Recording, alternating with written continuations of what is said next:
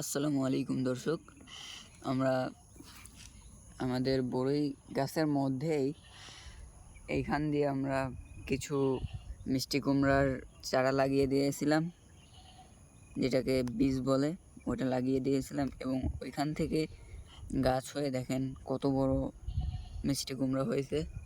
এবং মিষ্টি কুমড়া থেকে আবার চারিদিকে ফুল এবং অনেক ফল আসছে। দেখেন এখানে ফল, মিষ্টি কুমড়া এবং আরও আছে, দেখাই চলেন।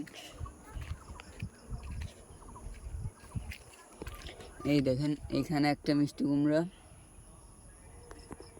অনেক বড় বড় হয়ে গেছে এবং এই ভেতরে আছে একটা, দেখেন ভেতরে একটা।